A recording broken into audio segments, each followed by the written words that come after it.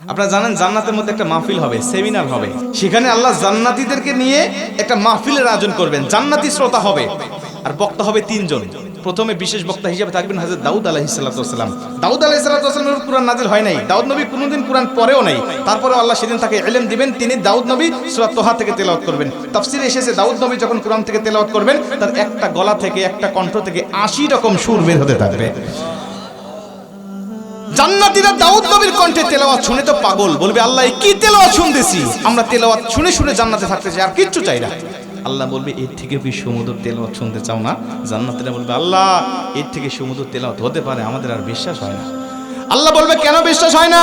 দাউদ নবীর উপরে কোরআন নাজিল হয় নাই, দাউদ নবী কোরআনের জন্য মার খায় নাই। যে নবীর উপরে কোরআন নাজিল করেছি, যে নবী কোরআনের জন্য মার খেয়েছে, দাঁত শহীদ করেছে, মাথার হেলমেট ভেঙেছে, উহুদের প্রান্তরে রক্তক্ষরণ করেছে, ওই নবীর কণ্ঠ থেকে কোরআনের তেলাওয়াত শোনো কেমন সুমধুর শোনা যায়।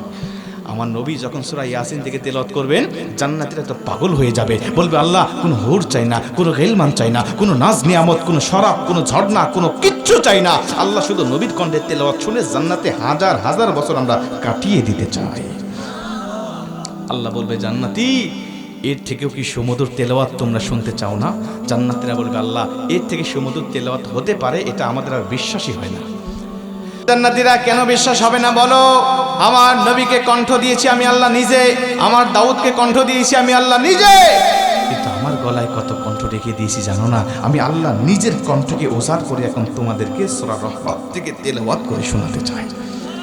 আমার আল্লাহ সেদিন টান দিবেন সূরা রহমান থেকে, আর রহমান বলবেন না, তিনি আনার রহমান বলে টান দিবেন। আমি রহমান, যে রহমানের কথা দুনিয়াতে তোমরা শুনেছ, যে রহমানের ভয়ে দুনিয়াতে পাপ থেকে বিরত ছিলে, যে রহমানের ভয়ে তাহাজ্জুদের ওয়াক্তে দাঁড়িয়ে চোখের পানি বিসর্জন দিয়ে নামাজ আদায় করেছ, যে রহমানের ভয়ে সারাটা দিন রোজা রেখেছ, যে রহমানের ভয়ে তোমরা সত্যের পক্ষে চলেছ, ওই রহমান আর কেউ নয়, আনার রহমান, আমি রহমান বলে আমার আল্লাহ সেদিন একটা টান দিবেন। আমার রবের টান শুনে জান্নাতীরা সেদিন হাজার হাজার বছর ধরে জান্নাতের মধ্যে বেহুশ অবস্থায় পড়ে থাকবে। আমার আল্লাহ তাদেরকে হুশ দিবেন না। জোরে কোন সুবহানাল্লাহ, আল্লাহু আকবার বলেন। দোয়া করছি আজকে যেভাবে বসেছি আল্লাহ যেন জান্নাতের মধ্যে আমাদেরকে ওই মাহফিলে শ্রোতা হিসাবে সবাইকে বসার তৌফিক দান করেন। জোরে বলেন আমিন, আরেকটু জোরে বলেন আমিন।